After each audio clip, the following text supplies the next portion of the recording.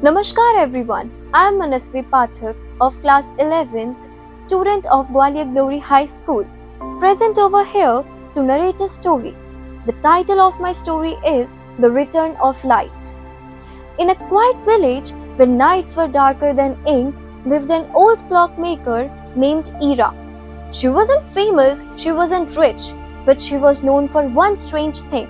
She could fix anything except her own heart. Years ago, she'd lost her only son in a storm. Since that day, she had stopped smiling, stopped talking, and most importantly, she had stopped believing. The villagers often said, Ira's shop ticks, but her soul doesn't. Every night, she sat by her window listening to the endless ticking of clocks. Tick tock, tick tock. It was as if time itself was mocking her grief. Then one freezing night, as snow whispered against her door, she heard a faint knock. She opened it to find a little boy, barefoot, shivering, holding a broken lantern. "Can you fix it?" he asked with his voice trembling. "It used to glow for my mother when she was scared of the dark."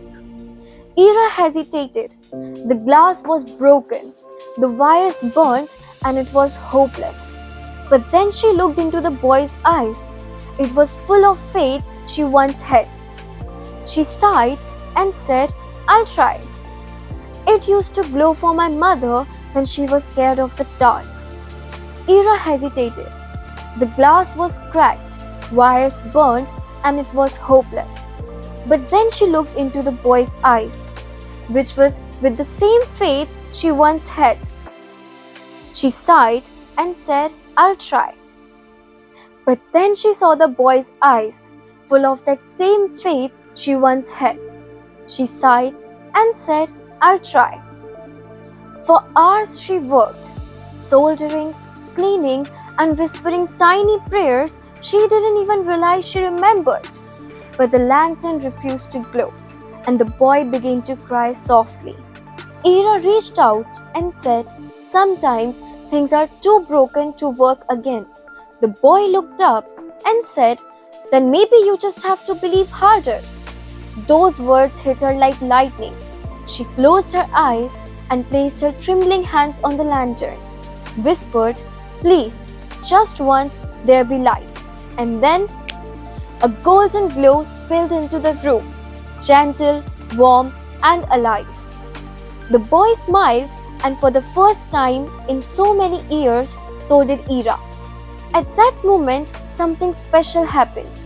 Not just the lantern's light, but the birth of hope inside her heart again. Then the next morning, the villagers saw her cleaning her shop, whistling softly. They said, "Look, the light has returned to her too." So you see, birth doesn't always happen in hospitals. Sometimes it happens in the hearts that had forgotten how to believe. Miracles aren't found, they are born when faith returns. Thank you.